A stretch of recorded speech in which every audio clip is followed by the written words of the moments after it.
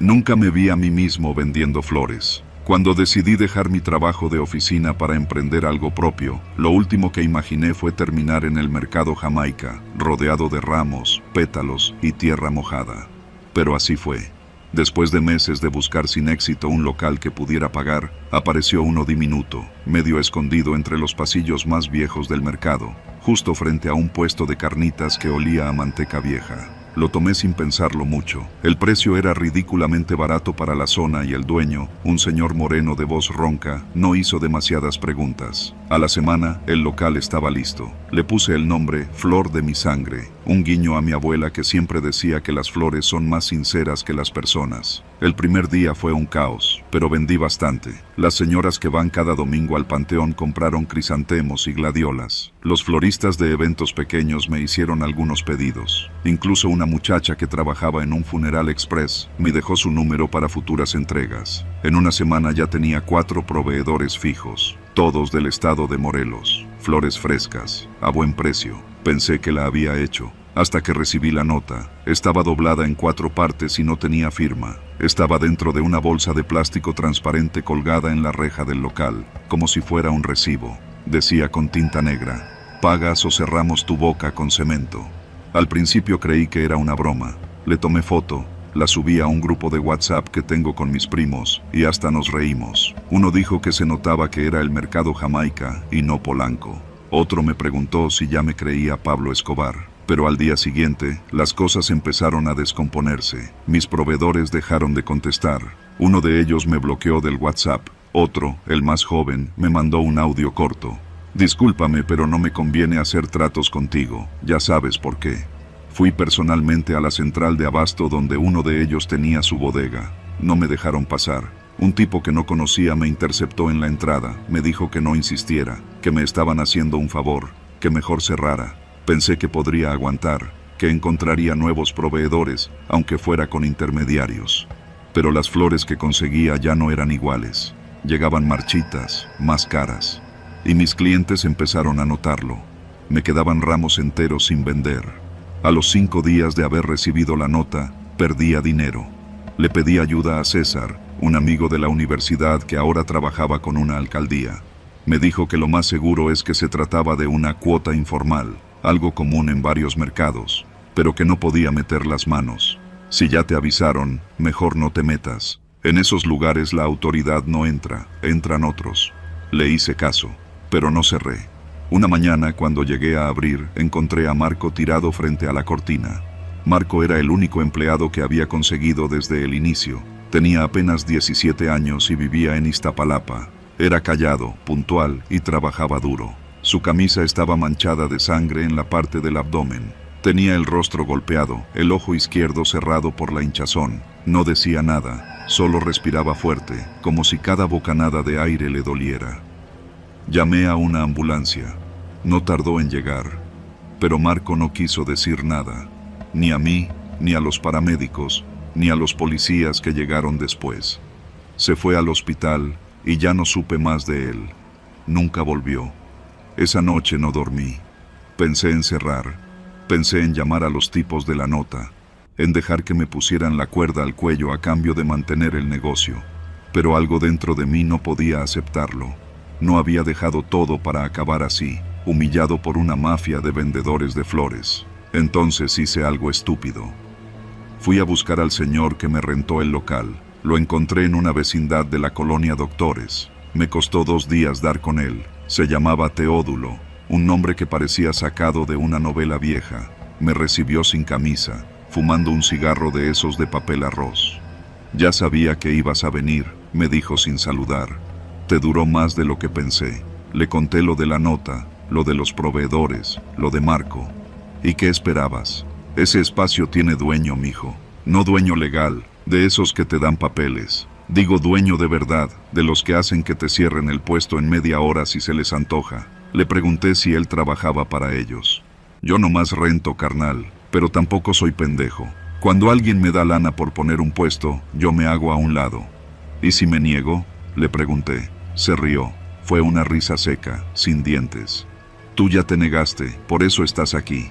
Pero esto no es de héroes. Aquí o pagas, o desapareces. A la mañana siguiente, el puesto estaba destrozado. Vidrios rotos, flores desparramadas, tierra regada. La puerta del refrigerador abierta, las flores muertas. Habían escrito con pintura negra en la pared de metal: última advertencia. Respiré hondo. Llamé a la policía, aunque sabía que no serviría de nada. Vinieron, tomaron fotos, me preguntaron si sospechaba de alguien. No dije nada. Tomaron mi declaración con desgano, como si ya supieran el final de la historia. Me quedé parado frente al puesto por varias horas. Gente pasaba, algunos me miraban con lástima, otros con resignación. Nadie dijo nada. Una señora se acercó al rato. Era la que vendía arreglos para quinceañeras a unas cuadras de ahí. «Muchacho, si vas a seguir, habla con don Rubén», me dijo sin rodeos. «Él te va a explicar cómo funcionan las cosas aquí. Si no, mejor vete». «¿Quién es don Rubén?» «El que decide quién entra y quién no. Está en el pasillo del fondo, donde están las coronas grandes». Esa tarde fui a buscar a don Rubén. Era un hombre grande, de espaldas anchas, piel curtida, pelo blanco como cal. Tenía un local enorme, el doble que el mío, lleno de arreglos funerarios. No trabajaba solo. 3 hombres lo ayudaban a cargar, cortar, vender. Cuando me vio, no pareció sorprendido. Me ofreció un banco y me dijo que hablara. Le conté todo, desde el inicio. Escuchó en silencio. Cuando terminé, se quedó un rato mirando las flores como si no supiera qué decir. «Mira, chavo», dijo al fin, «aquí nadie es dueño del mercado, pero sí hay reglas. Y tú llegaste sin avisar, sin preguntar, sin respetar. Así no se hacen las cosas. ¿Y golpear a un chamaco? ¿Eso también es regla? Eso no fui yo, pero no voy a decirte quién fue. Solo te diré que si sigues con esto, va a ser peor. No voy a pagarle a nadie por vender flores», le dije, sintiendo cómo se me cerraba la garganta. Don Rubén suspiró. «Entonces vete. Ahorita todavía puedes irte caminando». No me fui. Contraté un cerrajero, reparé lo que pude. Me quedé a dormir en el local. 2 noches sin pegar el ojo. Compré una cámara vieja y la conecté al teléfono. Preparé un garrote. Me convertí en un animal acorralado. La tercera noche los escuché. Pasos, 2 sombras. Uno llevaba un bidón, otro una barra de metal. Salí antes de que entraran al local. Les grité que ya los había grabado, que la policía estaba cerca. Uno de ellos corrió. El otro me enfrentó. Era joven, más que yo. Tenía la cara cubierta. Intentó golpearme con la barra, pero la esquivé. Le di con el garrote en el brazo. Cayó. Me abalancé. Le arranqué el trapo del rostro. Lo reconocí. Era uno de los empleados de don Rubén. No lo golpeé más. No pude. Llamé a la policía. Esta vez sí llegaron rápido. Y por primera vez, algo cambió. Don Rubén fue citado a declarar. Dijeron que lo investigaban por extorsión. El muchacho detenido habló. Otros puestos se animaron a denunciar. Al final, todo fue lento, sucio y con muchas puertas cerradas. Pero el puesto sigue abierto. Ya no se llama Flor de mi sangre. Ahora se llama Las que resisten. Porque las flores no lloran, crecen, a pesar del cemento. Y yo sigo vendiendo, porque ya no tengo miedo, tengo raíces.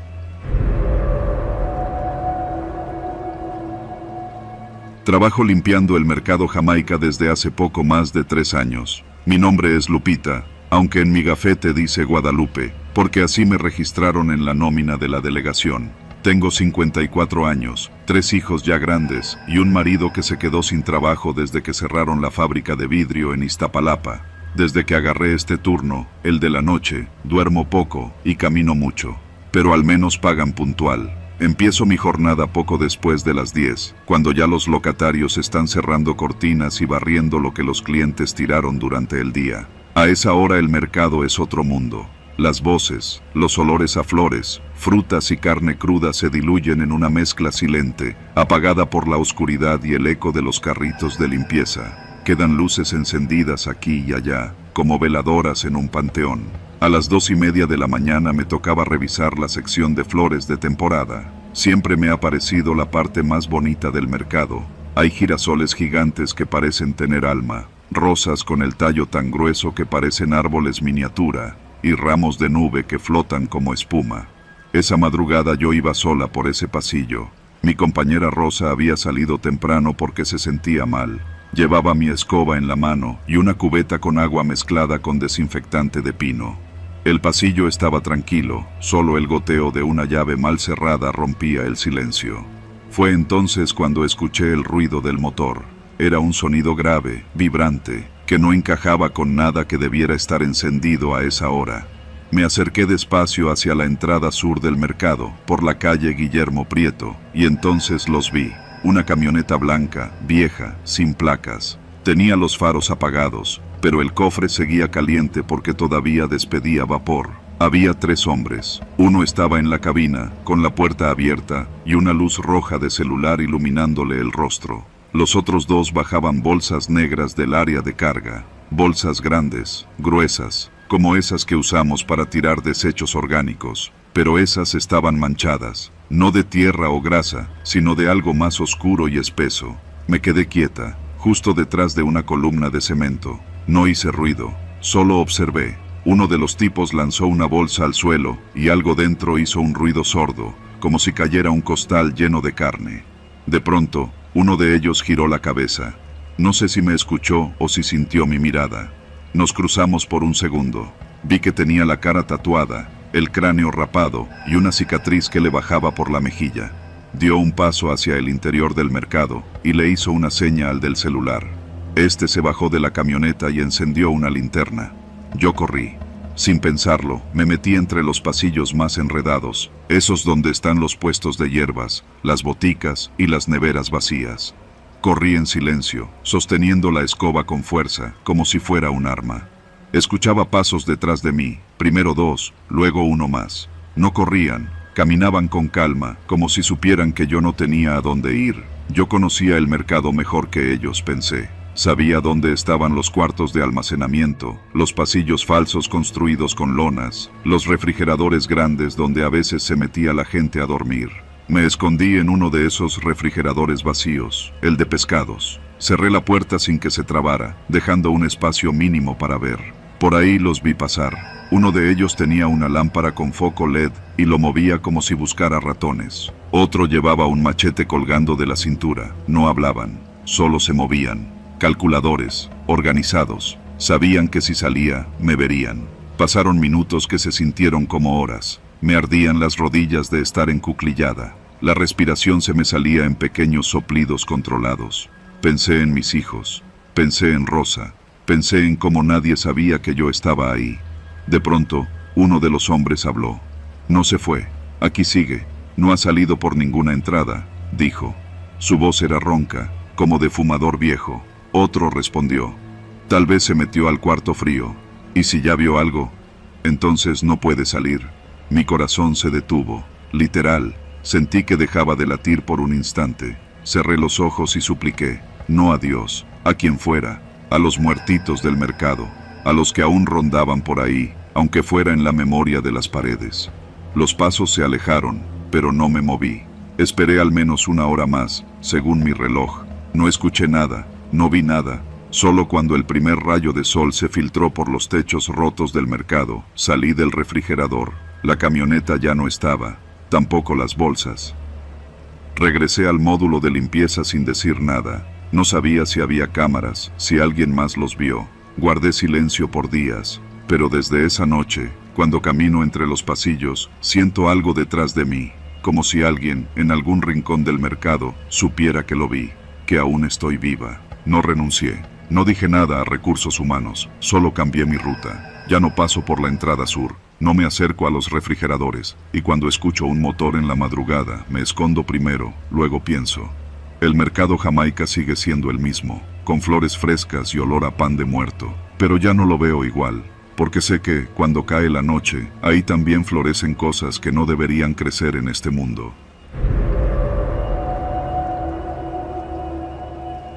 Me llamo Martín y llevo más de 15 años vendiendo carne en el mercado Jamaica, al fondo del pasillo de los puestos de comida, justo donde el techo de lámina deja pasar la luz entre rendijas. No me va mal, la gente me conoce, confía en mí, saben que no doy gato por liebre, y eso vale más que cualquier letrero bonito.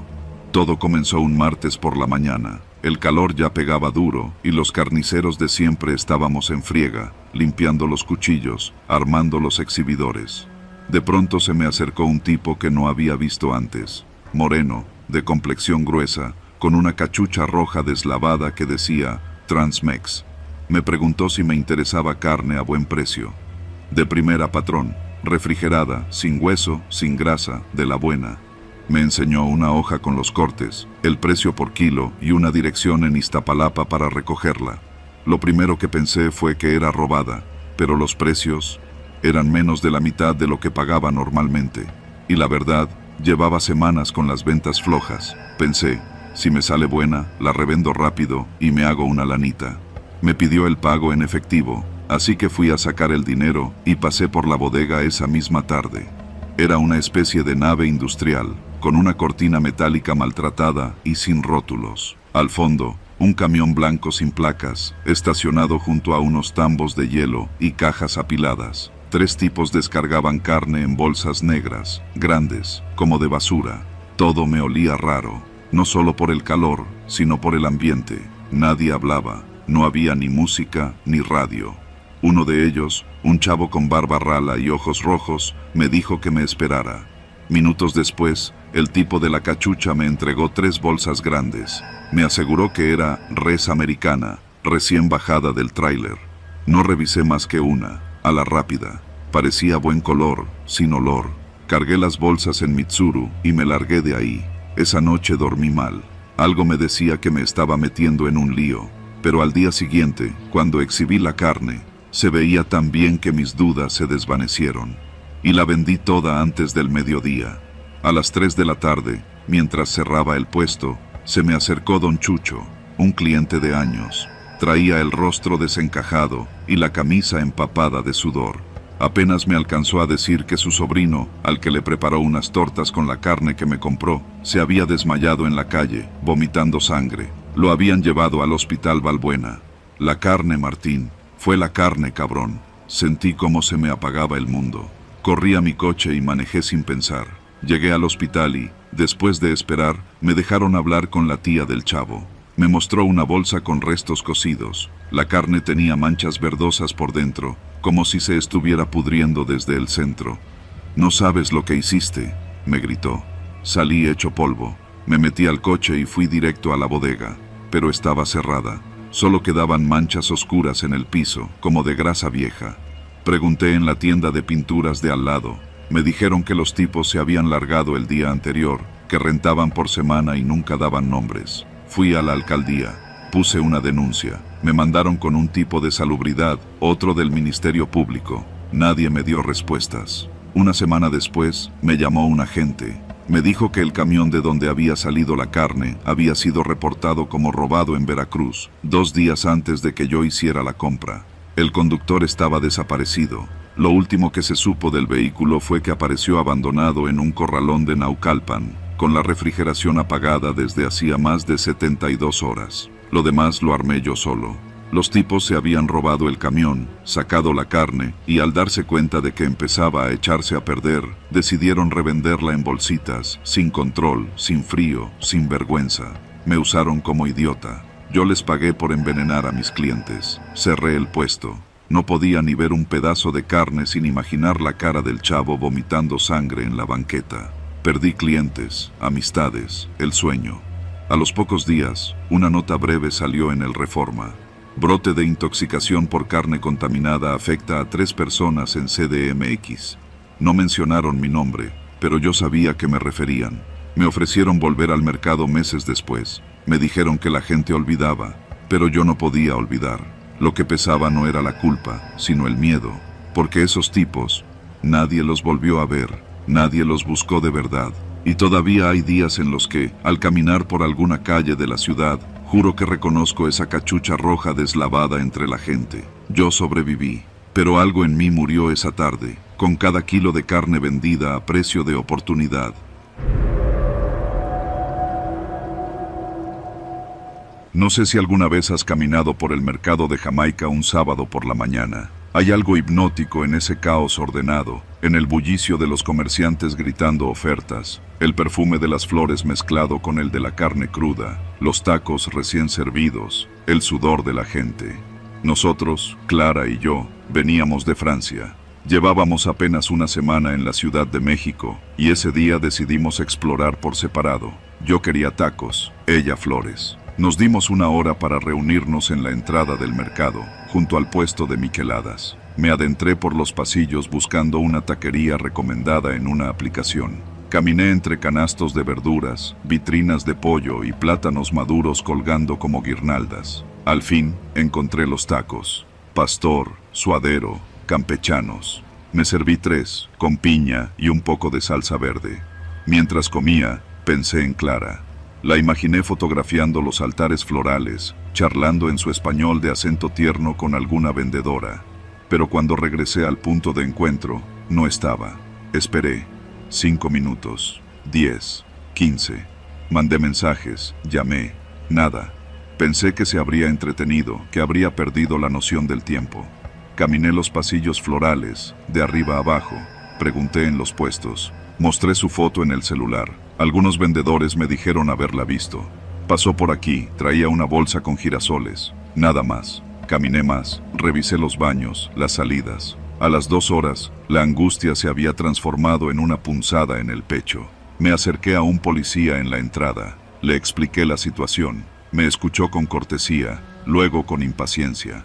Tal vez se fue al hotel. Intenté llamarle. Le dije que ya lo había hecho, que Clara nunca desaparecía así. Regresé al mercado. Ya casi eran las 5. Estaba menos lleno. El calor comenzaba a ceder, pero mi cuerpo sudaba como si fuera mediodía. Volví a caminar por los pasillos de flores, esta vez revisando cada rincón con otra mirada, desesperada, paranoica. Y fue entonces que lo vi. Un bote de basura gris, casi escondido entre 2 puestos de gladiolas. Algo sobresalía entre los pétalos tirados, una pequeña tarjeta blanca. Me acerqué. No era una tarjeta cualquiera, era una tarjeta SIM, rota por la mitad, con la palabra Telcel, aún visible en la superficie plástica. La saqué con cuidado. Abajo, entre los pétalos húmedos, vi un pedazo de papel arrugado, manchado con algo marrón. Lo desenrollé. Era un recibo de compra. Fecha, ese mismo día. Hora, 12:22. Producto, ramo floral, girasoles. Pagado en efectivo. Lo que me heló la sangre fue el nombre del establecimiento impreso en la parte superior. Flores Lupita. Caminé directo hacia ese puesto. Era pequeño, modesto, con rosas marchitas y macetas de barro. Detrás del mostrador, una mujer de rostro severo acomodaba gladiolas. «Disculpe», le dije. «¿Usted trabaja aquí desde la mañana?» Asintió sin mirarme.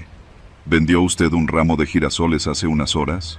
A una extranjera, rubia, bajita. La mujer me miró por fin. Sus ojos eran de un gris opaco. Negó con la cabeza. «No vendí girasoles hoy. Se acabaron desde ayer». Le mostré el recibo. «Lo encontré en la basura de aquí cerca», dice su puesto. Ella bajó la mirada. Su mano tembló levemente. «Ese recibo no es de aquí. Alguien lo pudo haber tirado, joven». Noté su nerviosismo. Insistí. «¿Puedo ver su libreta de ventas? Por favor. No quiero problemas. Solo necesito saber si ella estuvo aquí». Ya le dije que no. En ese momento, un hombre apareció detrás del puesto. No lo había visto antes. Alto, con una camisa manchada de tierra y una mirada demasiado fija para mi gusto. «¿Todo bien, Lupita?», preguntó, mirándome. «El muchacho anda buscando a alguien. Ya le dije que aquí no fue». Sentí que debía irme, no por miedo, por instinto. Caminé hacia el pasillo principal, pero no me alejé mucho. Esperé detrás de una columna, fingiendo revisar mi celular. Vi al hombre mirar hacia ambos lados, luego desaparecer por una puerta de lámina detrás del puesto. Caminé en esa dirección. Cuando estuve seguro de que nadie me veía, empujé la puerta. No estaba cerrada con llave. Daba a un pasillo estrecho, sucio, con olor a fruta podrida. Al fondo, una luz amarilla salía de una habitación. Me acerqué en silencio. Escuché voces, murmullos. La de un hombre, la de una mujer, distinta a la de Lupita. Me pegué a la pared. «¿Qué hiciste con el teléfono?», preguntó él. «Lo rompí, lo tiré con los pétalos». «¿Y el otro?». «Lo tengo aquí, pero ya va siendo hora de moverla, ¿no?». Mi respiración se detuvo. Moverla. ¿A quién se referían? ¿A Clara? Empujé la puerta con fuerza. La habitación era un almacén con cajas, cubetas, un refrigerador viejo. En el centro, una silla, vacía. Los dos se giraron hacia mí, sorprendidos. El hombre corrió hacia mí. Grité con todas mis fuerzas. Un par de vendedores, alertados por el ruido, entraron segundos después. Él intentó empujarme, pero lo esquivé. La mujer comenzó a gritar también, fingiendo que yo los estaba atacando. Todo fue confuso. La policía llegó en menos de 10 minutos. Yo les expliqué todo, lo de Clara, el recibo, la SIM, la conversación. Al principio no me creyeron, pero al revisar el refrigerador encontraron una bolsa negra, adentro ropa de mujer, la blusa que Clara llevaba esa mañana. Esa misma noche, la policía hizo una redada en el mercado. Encontraron un cuarto oculto entre los puestos, acondicionado con una cama vieja, esposas, cámaras, un sitio de retención improvisado. Clara fue hallada viva, amarrada en una bodega cercana, sedada, desorientada. Había sido víctima de una red de trata. Usaban el mercado como pantalla y las flores como cebo. Mujeres extranjeras, solas, eran el objetivo. Clara había resistido, luchado, y su intento por destruir la SIM fue lo que la salvó. Ese detalle, insignificante, me llevó hasta ella. Hoy, Clara está bien. No habla mucho de lo que vivió, pero cuando vamos al mercado, sí, hemos vuelto. Siempre pasamos por los puestos de flores. Nunca compramos, solo observamos, en silencio, como si las flores aún guardaran secretos. Nunca pensé que terminaría ayudando a mi tío Mauro en su puesto de plantas medicinales. A mis 20 años, lo último que quería era pasar mis fines de semana entre montones de manzanilla, epazote y hierba del sapo, mientras mis amigos salían de peda o se iban a Cuernavaca. Pero mi jefa se había quedado sin chamba y la cosa en casa no estaba para despreciar un ingreso extra. Así que ahí estaba, cada sábado a las 7 de la mañana, metido hasta las rodillas en costales de hierbas secas y botellas recicladas llenas de brebajes turbios. El puesto de mi tío estaba en uno de los pasillos menos transitados del mercado Jamaica, a un costado de la sección de flores pero lejos del bullicio de los mariachis o los arreglos de bodas. Era un rincón húmedo, de esos que huelen a tierra mojada, aunque no haya llovido en días. Mauro era un tipo callado, de voz grave y mirada esquiva, que sabía exactamente qué planta dar para el insomnio, el dolor de estómago o los malos aires. Nunca hablaba mucho, pero los clientes lo respetaban. A algunos les hablaba en voz baja, con frases entrecortadas y gestos que solo ellos parecían entender. Yo pensé que era cosa de viejitos, hasta que dejé de pensarlo. Todo empezó una mañana de marzo. Era temprano, el sol apenas se colaba entre los toldos, y yo estaba desempacando unas cajas de tila y pasiflora cuando vi que una mujer se acercaba. No tendría más de 35 años, pero su cara parecía cargada de años. Tenía ojeras profundas y caminaba como si cada paso doliera. Saludó a mi tío con un movimiento de cabeza y él respondió sin decir palabra. Me hizo una seña para que me apartara y ellos se metieron detrás del puesto, donde guardaba las cosas más delicadas. Me quedé a un lado, fingiendo que ordenaba frascos, pero podía escuchar parte de la conversación. ¿Cuánto tiempo dura?, preguntó ella. Unas horas, no más. Después hay que quemarlo todo, respondió mi tío. ¿Y sangra mucho? Eso depende, pero sí, algo sangra. Tragué saliva. Pensé que hablaban de algún remedio para hemorroides o una operación casera, pero lo que vi cuando salieron me dejó helado. La mujer llevaba una bolsa de tela apretada contra el pecho. Mauro le dio un frasco oscuro con líquido espeso y una pequeña hoja doblada con instrucciones.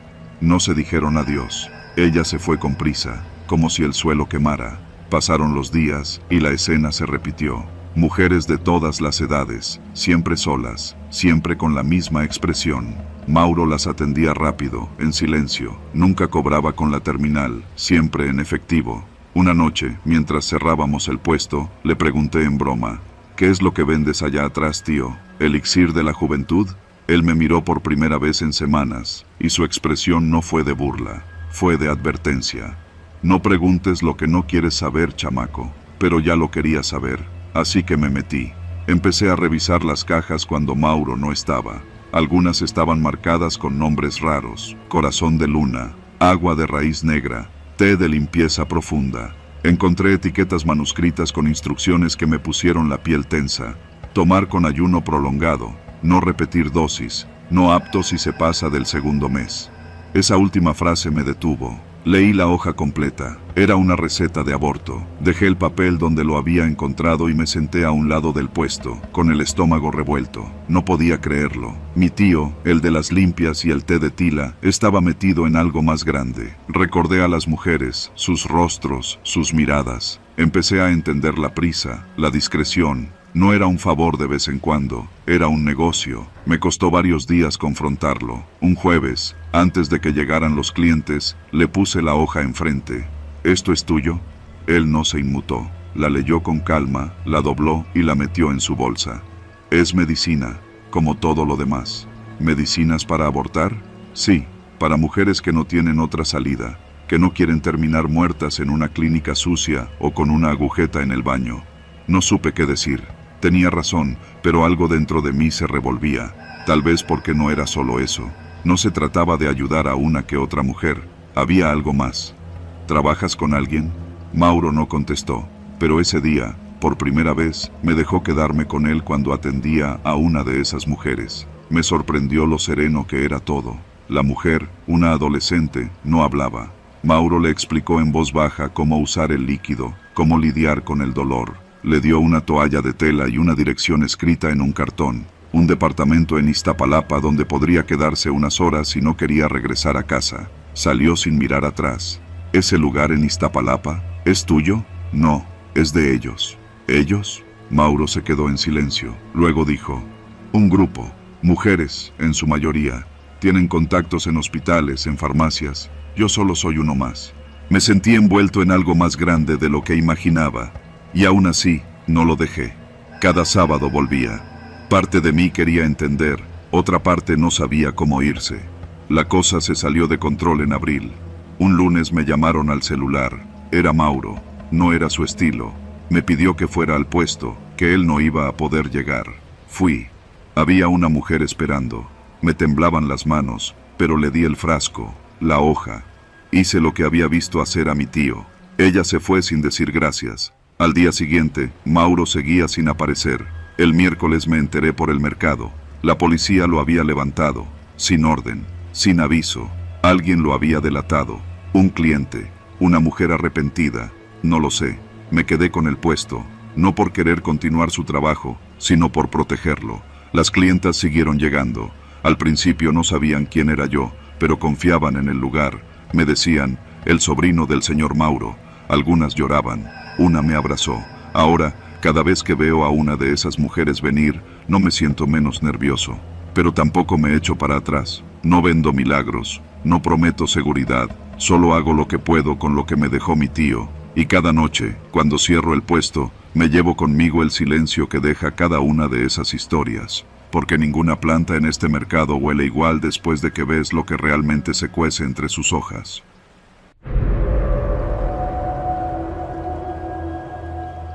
Trabajo desde hace 6 años en el mercado de Jamaica, no como comerciante, ni como carnicero o florista, sino como cargador. Soy uno de esos que la gente llama para mover costales de cebolla, cajas de jitomate o bultos de flor seca desde la camioneta hasta el local. Me llamo Antonio, pero ahí todos me dicen Toño. Ese lunes en particular estaba más pesado que de costumbre, no por la carga, sino porque me había tocado andar desde las 6 de la mañana. Bajo un sol canijo que ni se dignaba a esconderse entre nubes. A eso de las 3 de la tarde, cuando ya pensaba en darme un respiro y echarme una coca en la fonda de Doña Lupita, me llamó don Epifanio. Es uno de los más antiguos locatarios del pasillo de flores, tipo de unos 60, seco y sin muchas palabras. Toño, necesito que me lleves estas 3 cajas a lo de la barda, ¿sí? Me dijo, señalando con la barbilla unas cajas cerradas con cinta canela. Se veían pesadas. Claro, patrón, respondí, como siempre. Agarré el diablito y comencé a moverlas sin hacer preguntas. A uno le enseñan desde temprano que no todo se pregunta en este oficio. La barda era un local medio escondido, que en realidad ni parecía puesto. Estaba detrás de una pared lateral, donde antes había un mural de la Guadalupana. Pero ahora solo quedaban restos de grafiti y manchas de humedad. Pocas veces lo usaban, según yo, para guardar cosas que no querían a la vista. Empujé el diablito con las 3 cajas hasta ese punto. El portón estaba entreabierto. Al asomarme, vi a 3 hombres que no reconocí. No eran comerciantes. Uno tenía un chaleco táctico, de esos que ves en los policías federales, pero sin insignias. Otro vestía con camiseta negra y jeans, pero llevaba un radio de esos grandes. Y el tercero estaba contando fajos de billetes frente a una báscula industrial. Junto a ellos, don Epifanio observaba, sin decir nada. Me quedé congelado. No sé por qué, pero supe que eso no era un simple trato de mercancía. Era otra cosa. Lo sentí por la forma en que nadie hablaba fuerte, por cómo revisaban cada billete con una lámpara. No me vieron de inmediato, así que retrocedí un paso, hice como si apenas llegara, y luego empujé el diablito con fuerza para hacer ruido. Buenas, traigo lo que pidió don Epifanio, dije, como si no hubiera visto nada. Uno de los tipos me volteó a ver. Era moreno, barba cerrada y mirada dura. Me escaneó de pies a cabeza, sin decir palabra. Otro se aproximó a mí. Tomó una de las cajas, la abrió un poco con un cúter, la revisó y asintió. «Déjalas ahí y lárgate», dijo, sin emoción. Obedecí sin responder. Dejé el diablito, levanté las manos como diciendo «todo bien», y regresé caminando a paso normal, aunque por dentro iba hecho un mar de nervios. No conté nada, ni a mis compas de carga, ni a los comerciantes de confianza, ni a mi vieja. Guardé el secreto porque sabía que no era asunto mío. Y porque, en el fondo, temía que hablar costara caro. Pasaron 2 días. El miércoles, como a las 9:30 de la mañana, justo después de dejar a mi hijo en la primaria y salir de mi casa en la colonia El Rosario, me interceptó una camioneta negra al cruzar la calle. Se detuvo a medio camino y de inmediato 2 tipos bajaron. Uno me agarró del brazo, el otro sacó una pistola y me la mostró, sin apuntarme directamente. «Súbete, carnal. Necesitamos hablar contigo», me dijo el del arma. No tuve opción. Dentro del vehículo iba un tercero, joven, con una tablet en la mano. Me pidió mi celular. Lo entregué. Revisó los mensajes, las fotos, todo. Yo no había tomado ni una sola foto de lo que vi, pero me sudaban las manos. «¿Le contaste a alguien?», preguntó el joven sin levantar la voz. «No, no dije nada. Lo juro. Yo solo llevo cosas, patrón. Ni entendí qué vi». Me observó largo rato. Luego asintió. «Bien, no queremos problemas, solo asegúrate de seguir así, ¿va?». Asentí con fuerza. El tipo me devolvió el celular, me dejaron a una cuadra de mi casa y se fueron sin más. Esa noche no dormí, ni esa ni las siguientes 3. Cada ruido en la calle me parecía un coche acercándose. Cada mensaje en el teléfono me aceleraba el corazón. No regresé al mercado por una semana. Cuando volví, nadie me dijo nada. Don Epifanio me saludó como si nada hubiera pasado, y hasta me ofreció un desayuno en el puesto de tamales. Acepté, más por compromiso que por hambre. Desde entonces, sigo trabajando ahí, pero evito cualquier encargo que venga de él. Si me lo encuentro, le echo el saludo y sigo mi camino. El mercado de Jamaica tiene sus reglas, y una de ellas es saber cuándo mirar para otro lado. Porque en este oficio, lo que se ve, se calla, y lo que no se dice, no mata.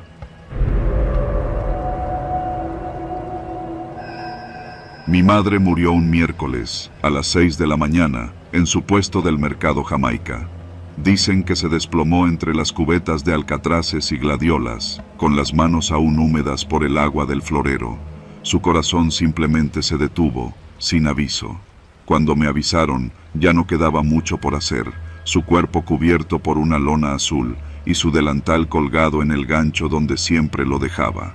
Ahí entendí que su muerte no era el final de nada, sino el principio de todo. Me llamo Claudia y tengo 38 años. Hasta ese momento, había trabajado como auxiliar contable en una ferretería en Iztapalapa. Mi vida era una rutina sin sobresaltos: casa, trabajo, mis 2 hijos, y los domingos con mi madre en su puesto. Nunca había considerado tomarlo, mucho menos vivir de él. Pero cuando la enterramos, me di cuenta de que no podía dejar que su historia se marchitara. El puesto tenía casi 40 años. Lo había levantado mi madre desde que yo era niña, cuando aún vendía manojos de flores silvestres y papel picado en temporada de muertos. Estaba en la sección 3, justo frente a los baños públicos. No era el mejor lugar, pero tenía clientela fija, y mi madre tenía una reputación de mujer fuerte, seria, que no se dejaba.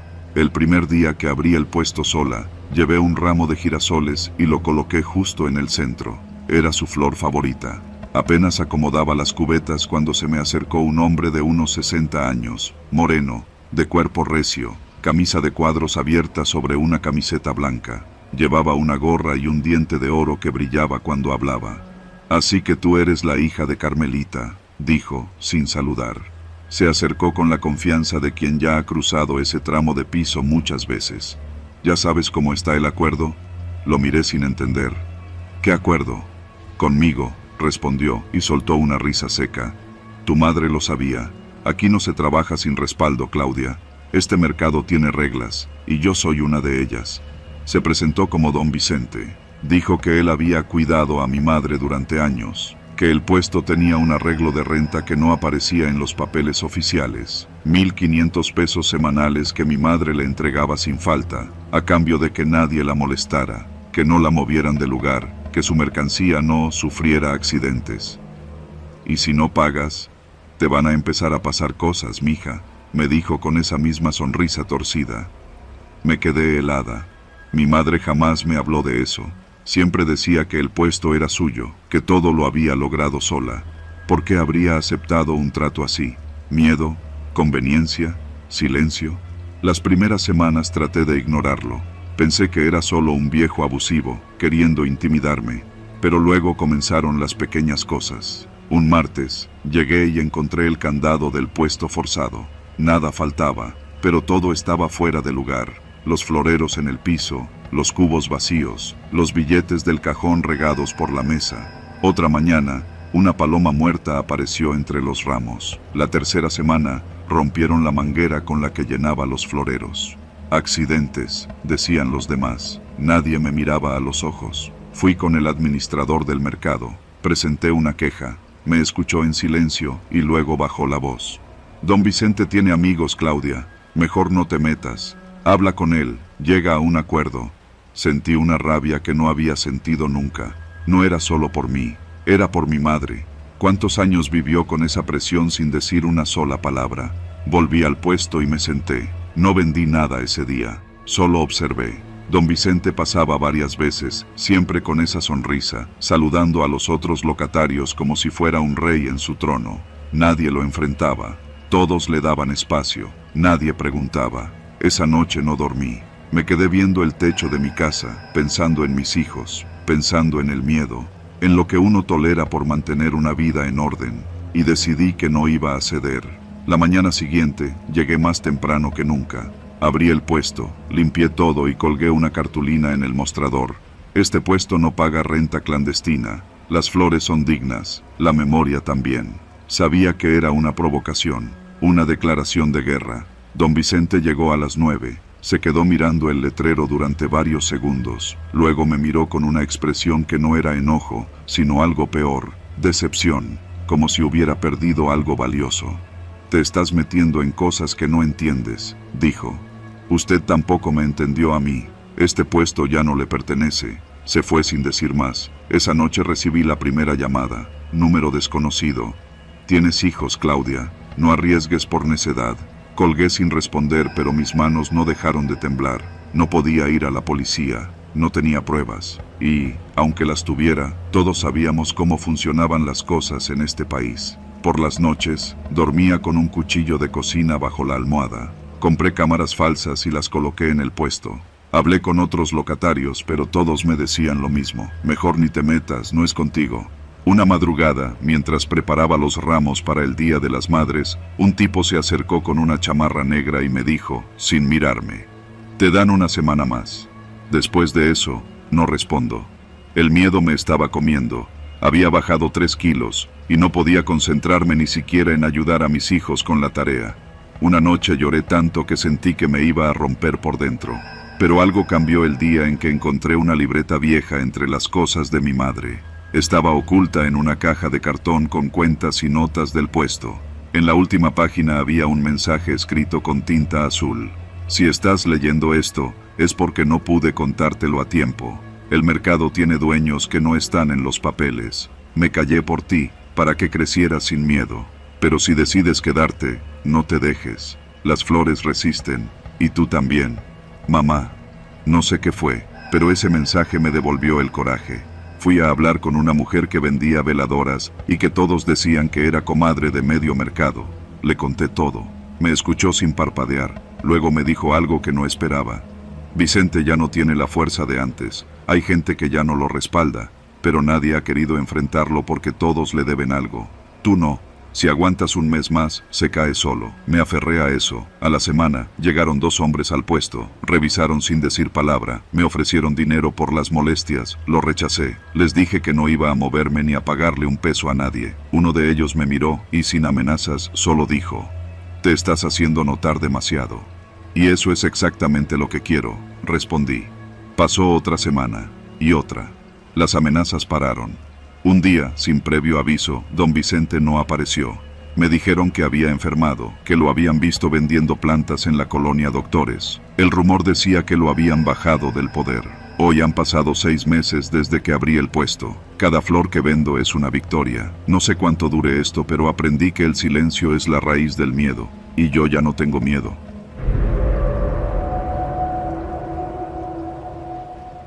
No recuerdo bien en qué momento comenzó todo. Tal vez fue desde que pisé por primera vez el mercado de Jamaica, o tal vez desde antes, desde que decidí dedicarme a eso de ser influencer. Me llamo Karen, tengo 27 años, y en ese entonces llevaba más de 3 grabando contenido para redes, tips de maquillaje, recetas, tours por tianguis, y últimamente, videos sobre cosas curiosas que encontraba en la ciudad. Fue por eso que un día decidí hacer un video sobre las flores más raras del mercado Jamaica. Llegué un martes al mediodía, con mi cámara, mi micrófono inalámbrico y un pantalón de mezclilla roto que apenas combinaba con la blusa rosa de holanes. Me gustaba destacar entre la gente. Caminé entre los puestos, grabando clips de las orquídeas, los tulipanes, los crisantemos enormes y las docenas de rosas en baldes llenos de agua. Saludé a los floristas con mi sonrisa más comercial, esa que me había costado perfeccionar frente al espejo. Todo iba bien, hasta que encontré ese puesto. Era un local pequeño, escondido entre otros más grandes, con un toldo deslavado que apenas protegía del sol. Había flores que no reconocía, pétalos oscuros como de terciopelo, tallos torcidos, y unos ramilletes que olían dulce, pero a la vez, raro. La señora que lo atendía era bajita, con el cabello recogido en un chongo apretado y unos ojos hundidos que no parpadeaban mucho. «Busco flores raras para un video. ¿Me deja grabar su puesto?», le pregunté, mostrándole mi credencial falsa de creadora de contenido independiente. Ella asintió, sin sonreír, y me dijo que me acercara. Grabé un poco, le hice algunas preguntas, y luego, cuando ya estaba por irme, me extendió una botellita pequeña, con un líquido transparente dentro. «Es esencia de flor nocturna. No la vendemos, pero te la regalo, para que la huelas cuando estés sola», dijo. La tomé, más por compromiso que por otra cosa. La metí en la mochila y seguí grabando por el mercado. Terminé cerca de las 2 de la tarde, agotada, con los brazos sudorosos por el calor y los tenis cubiertos de tierra mojada. Fui directo a casa, en la Portales. Ya no edité ese día. Me tiré en el sillón a revisar mis redes mientras comía papas de chile y limón. No sé por qué, antes de dormir, abrí la botellita. Fue solo un segundo. Un pequeño rocío en mi muñeca. El olor era intenso, como a menta, pero más denso, casi como un perfume viejo. Me mareó. Cerré la botella rápido y me fui a acostar. Esa noche soñé cosas raras. No las recuerdo todas, solo que había sombras, muchas. Y una de ellas me hablaba al oído, muy bajito, pero no entendía lo que decía. Me desperté con náuseas. Eran las 8 de la mañana. Fui directo al baño y vomité sin parar. El estómago me dolía como si hubiera comido algo en mal estado. Me miré al espejo. Tenía los ojos rojos, los labios resecos. Pensé que era una gripa. No le di importancia, pero los síntomas no pararon. Durante el día, tuve episodios de taquicardia. Mi corazón latía como si estuviera corriendo, aunque estuviera acostada. Intenté tomar agua, respirar profundo, comer algo ligero, pero el malestar no se iba. Empecé a sudar frío. Me miré al espejo otra vez y juro que por un segundo vi a alguien detrás de mí. Parpadeé. No había nadie. Me reí, nerviosa. «Necesito dormir bien», me dije. Fue hasta que fui al cajón donde había guardado la botellita que noté que ya no estaba. Busqué en la mochila, en el baño, en el sillón, nada, como si nunca la hubiera traído. Para la tarde, ya no podía quedarme en casa, sentía que me faltaba el aire. Decidí salir, caminar a la farmacia, comprar algo para la náusea. Cuando crucé la avenida Emiliano Zapata, algo me distrajo. Un tipo me empujó. Sentí como me arrebataba la mochila y echó a correr. Intenté gritar, correr tras él, pero las piernas no me respondían. La taquicardia aumentó. Me senté en la banqueta, con la vista nublada. Un señor se me acercó. ¿Está bien, señorita? Asentí, como pude, y él me ayudó a ponerme de pie. Le dije lo del robo. Me acompañó a una patrulla. Levanté un reporte sin esperanza.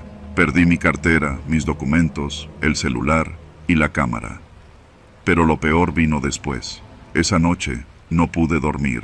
Cada vez que cerraba los ojos, veía caras. No eran sueños, eran imágenes que se colaban entre mis parpadeos. Gente que no conocía, mirándome fijamente. Escuchaba voces, murmullos que venían desde la cocina, desde el pasillo. Toqué la puerta del vecino, le pedí que me dejara quedarme un rato. Le inventé que se había ido la luz. Claro, pasa. ¿Te sientes bien? Le dije que sí, pero no era cierto. Me senté en su sala, temblando. Cuando fui al baño, vi mi reflejo, y por un segundo no me reconocí. Mis ojos estaban más hundidos, mis labios más oscuros. Tenía una sonrisa que no era mía. Salí corriendo.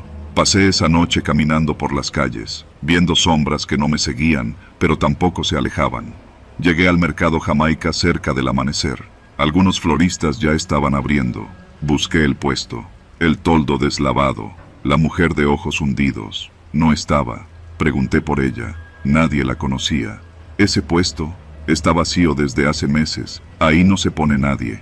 Sentí un vacío en el pecho, como si me hubieran arrancado algo sin darme cuenta. Me alejé, tambaleándome, con las piernas frágiles. No supe a dónde ir. No tenía documentos, ni teléfono, ni fuerzas. Caminé hasta una iglesia pequeña, en una esquina de la colonia Algarín.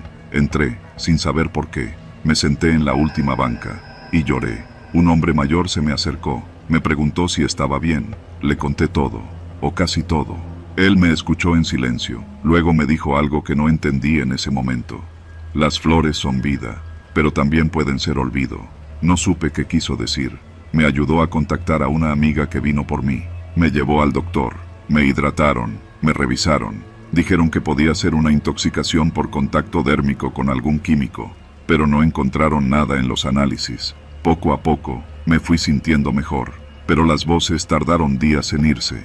La taquicardia desapareció, pero mi corazón quedó distinto, como si tuviera miedo de volver a latir de más. No volví a grabar en mercados, cambié de giro, dejé de usar mi imagen. Me volví editora de videos para otras personas. Nadie más me reconocía en la calle, y eso me daba paz. A veces, en las noches, creo que huelo ese aroma, el de la flor nocturna, pero ya no tengo la botellita, ni la mochila, ni el video.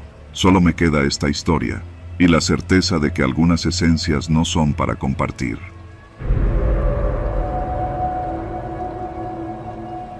No soy supersticiosa, ni religiosa. Siempre me consideré una mujer práctica, con los pies en la tierra. Por eso, cuando hice lo que hice, no sentí remordimiento. Era solo un ramo. Uno muy caro, sí, pero flores al final. No iba a dejar que se marchitaran ahí, arrumbadas en un puesto mientras el florista discutía con una clienta. Me pareció fácil, me pareció hasta divertido. Era sábado en la tarde. Llovía con esa parsimonia que solo tiene el clima en la Ciudad de México. Una llovizna constante que te empapa sin avisarte. Caminaba por los pasillos del mercado de Jamaica, empapada, harta del tráfico, del calor que dejaba el cemento húmedo. Solo había ido por unas gerberas para una mesa que pensaba adornar en la cena con mis amigas, nada más. Pero ahí estaba ese ramo, exagerado, con rosas, lilies y orquídeas, envuelto en papel de lino y un listón de satín negro. Era tan fuera de lugar, tan perfectamente confeccionado, que no pude evitar tocarlo, y luego, tomarlo. El vendedor, un tipo gordito con camisa blanca manchada de humedad, estaba de espaldas. La clienta gritaba por un error en un pedido de velas para velorio. Lo tomé. Me fui como si fuera mío. Nadie gritó. Nadie me siguió. Lo dejé en un florero en la sala de mi departamento, en la colonia del Valle. Me quedé mirándolo largo rato. Era hermoso, extrañamente fresco, como si lo hubieran cortado esa misma mañana en un jardín privado. Esa noche dormí bien. Soñé que caminaba por un campo abierto. Había flores de todo tipo, pero todas estaban negras. El cielo también era negro. No había sonido. El domingo a mediodía, escuché el timbre. Era raro porque nadie me visita sin avisar. Miré por el ojo de la puerta. No había nadie. En el tapete había una caja pequeña, cuadrada, envuelta con papel craft. Pensé que era un paquete equivocado, pero tenía mi nombre escrito a mano, con tinta negra y letra impecable. Lo abrí sin pensarlo. Dentro había una sola rosa, negra, perfectamente negra, sin espinas, y un papel con letras rojas, también escritas a mano. El próximo ramo será para tu funeral. Me reí. Pensé que era alguna amiga jugándome una broma por mis habilidades cleptómanas. Le tomé una foto a la caja y la subí a Instagram con un comentario sarcástico. Tuvo reacciones, likes, risas. Pero en la tarde, desde la ventana de mi sala, noté la camioneta. Una Suburban negra, polarizada, con placas del Estado de México. Estaba estacionada frente a mi edificio. No era raro, hay varios vecinos que reciben visitas. Pero lo fue cuando noté que seguía ahí al anochecer. Y luego al día siguiente. Y luego el martes. El miércoles me animé a acercarme. Bajé con el pretexto de sacar la basura. La camioneta seguía en su lugar, y por más que disimulé, no vi movimiento dentro, ni siquiera el motor encendido. No parecía abandonada, pero tampoco parecía ocupada. El jueves hablé con la administración. Dijeron que no podían hacer nada, que mientras no estuviera obstruyendo la entrada o generando ruido, no era su problema. El viernes, el florero donde había dejado el ramo estaba vacío, no marchito, vacío. Lo busqué por toda la casa, incluso en lugares absurdos. Revisé cámaras. Nadie entró. El florero, además, estaba perfectamente limpio, como si jamás hubiera contenido agua. Esa noche no dormí. La camioneta seguía ahí. Y cuando apagué las luces del departamento, justo antes de acostarme, vi algo en la ventana. Un reflejo, una figura de pie, sobre el toldo de la camioneta, mirando hacia mi ventana. Cerré las cortinas. El sábado fui a una florería cercana. Le mostré la rosa negra a la florista, una señora mayor de voz ronca. ¿Sabe dónde puedo conseguir una rosa como esta? La señora se quedó callada. Luego me la devolvió sin tocarla. No deberías tener eso en casa, muchacha. ¿Por qué? Porque no es natural. Regresé a casa con un nudo en el estómago. Subí las escaleras rápido. No quería esperar el elevador. Al llegar a mi puerta, había otra caja. Esta vez no la abrí. La tiré directo al bote. El domingo, me despertaron unos golpes en la puerta. Era la policía. Un vecino de la torre de enfrente había reportado una camioneta sospechosa. Según ellos, llevaba días estacionada y alguien dentro la había visto moverse en la madrugada. Querían revisar si la cámara de mi sala tenía buena vista a la calle. La revisaron. Y en la grabación del jueves, a las 2:16 de la madrugada, se veía a un hombre bajando de la camioneta. No abría la puerta, simplemente aparecía, como si siempre hubiera estado ahí. Subía al toldo, se quedaba de pie, mirando directamente hacia la ventana, pero no era un hombre normal. Iba vestido con un traje de lino negro, su piel era blanca, demasiado blanca, y en lugar de rostro, tenía un velo oscuro, como una bolsa fina que cubría completamente su cabeza. La policía pidió copia del video. Yo no supe qué decir. No me dejaron sola esa noche. Pero el lunes la camioneta ya no estaba. El florero seguía vacío. Me mudé en cuanto pude. Dejé todo. El departamento, el trabajo, incluso mi celular. Vivo ahora en San Luis Potosí, en una casa vieja rentada por internet. Nadie sabe dónde estoy. Nadie excepto la persona que tocó la puerta ayer por la noche. Volví a encontrar una caja frente a la entrada. Dentro, 3 rosas negras y una nota. Ya no será un ramo, será una corona.